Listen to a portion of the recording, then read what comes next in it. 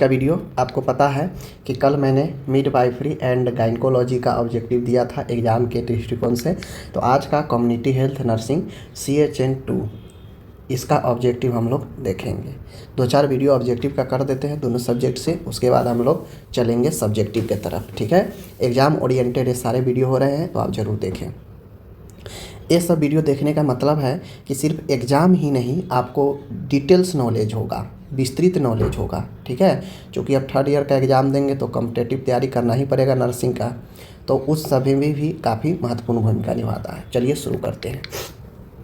कहता है NTEP, ठीक है ना, NTEP का मुख्य उद्देश्य टीबी का, ठीक है ना, नेशनल ट्यूबरक्लोसिस इराडिकेशन प्रोग्राम का मुख्य उद्देश्य टीबी का उन्मूलन करना है। ठीक है ना। RCH का पूरा नाम प्रजनन एवं शिशु स्वास्थ्य, रिप्रोडक्टिव एंड चाइल्ड हेल्थ। ठीक है, आगे है विटामिन ए का कार्यक्रम 5 वर्षों से कम बच्चों के लिए है। विटामिन ए जो है 5 वर्षों से कम बच्चों के लिए है। आगे बढ़ते हैं, क्रूड बर्थ रेट प्रति 1000 जनसंख्या में व्यक्त की जाती है। ठीक है ना, CBR जो निकाला जाता है प्रति 1000 के जनसंख्या पर। कॉपर टी एक IUCD इंट्रायूटेरिन कंट्रासेप्टिव डिवाइस, गर्भाशय के अंदर का साधन है। ठीक है, आगे है वेस्कोटोमी पुरुषों का, ठीक है ना, अस्थायी गर्भ निरोधक उपाय है, क्योंकि इसमें जो वास्ट डिफरेंस होता है उसे काट दिया जाता है। ठीक, आगे का क्वेश्चन है, पानी पीने के पानी में सुरक्षित क्लोरीन की मात्रा 0.5 mg प्रति लीटर होती है। ठीक है ना, यानी 1 लीटर में क्लोरीन जो है 0.5 मिलीग्राम होनी चाहिए, इससे ज़्यादा होने पर दिक्कत होता है।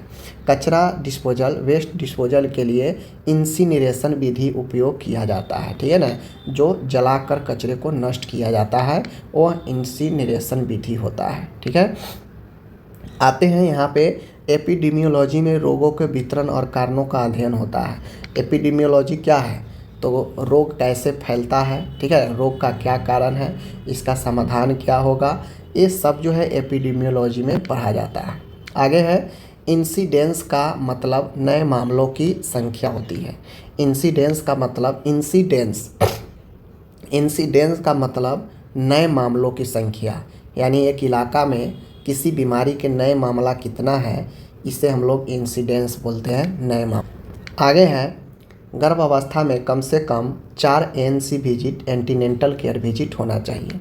आपसे एग्जाम में पूछेगा कि प्रेगनेंसी में डैश विजिट आवश्यक है ANC का, तो 4। ठीक है, याद रखिएगा। नवजात को सबसे पहले डैश टीका दिया जाता है, BCG का टीका दिया जाता है, जो TB से बचाता है। आगे है विटामिन ए की कमी से क्या होता है, नाइट ब्लाइंडनेस होता है। संतुलित आहार में सभी पोषक तत्व शामिल होते हैं जो बॉडी को ज़रूरी है, प्रोटीन भी, एनर्जी भी, प्रोटीन भी होता है, एनर्जी के लिए कैलोरी भी होता है, ये सब जो है आपको उसमें शामिल होता है। आगे है यहाँ पे स्कूल हेल्थ। स्कूल स्वास्थ्य कार्यक्रम में रोकथाम, उपचार और प्रोत्साहन शामिल है। ठीक है ना, स्कूल स्वास्थ्य कार्यक्रम में, यानी जो स्कूल हेल्थ प्रोग्राम होता है उसमें रोकथाम, उपचार और प्रोत्साहन शामिल होता है।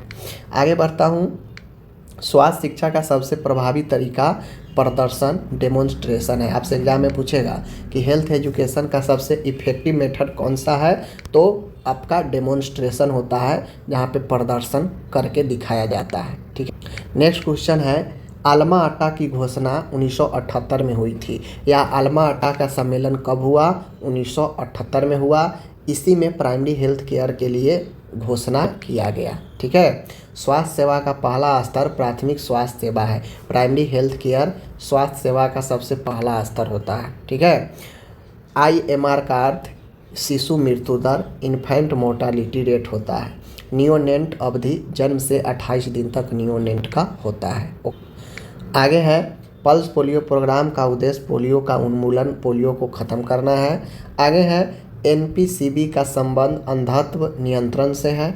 ठीक है, याद रखिएगा, NPCB का संबंध अंधत्व यानी ब्लाइंडनेस के नियंत्रण से है।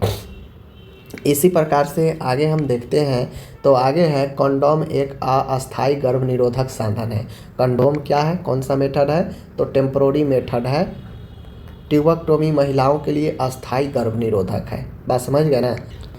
आगे है यहाँ पे जल जनित रोगों का उदाहरण हैजा कोलेरा है, जिसे जल से फैलता है।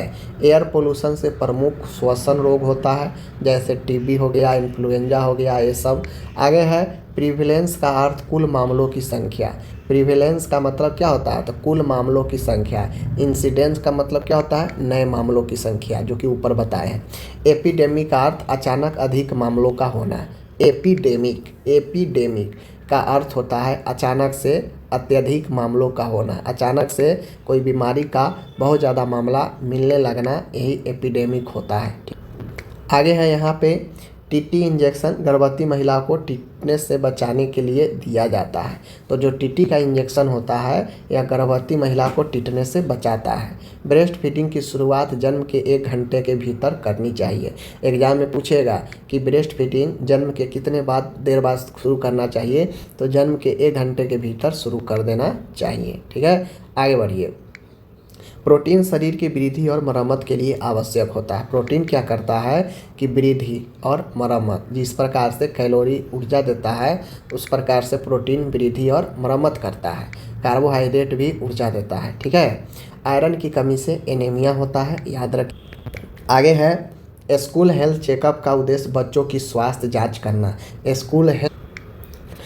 स्कूल हेल्थ चेकअप का मतलब होता है कि बच्चों का स्वास्थ्य की जांच करना। आगे है हेल्थ एजुकेशन। हेल्थ एजुकेशन का मुख्य उद्देश्य स्वास्थ्य व्यवहार में सुधार करना। ठीक है, स्वास्थ्य से जुड़ी हुई जानकारियाँ प्रदान करना, स्वास्थ्य व्यवहार में परिवर्तन करना, यही सब हेल्थ एजुकेशन का मुख्य उद्देश्य। आगे है प्राइमरी हेल्थ केयर सिद्धांत समानता इक्विटी है। प्राइमरी हेल्थ केयर का सिद्धांत क्या है, समानता इक्विटी, यानी सबके लिए एक समान ट्रीटमेंट फैसिलिटी देना।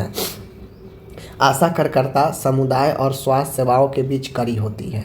आशा जो कार्यकर्ता होती हैं वह समुदाय और जो हेल्थ सर्विस फैसिलिटी होता है उसके बीच का एक कड़ी होता है। ठीक है, बर्थ रेट जन्म दर को दर्शाता है। बर्थ रेट जो होता है यह जन्म दर को दर्शाता है।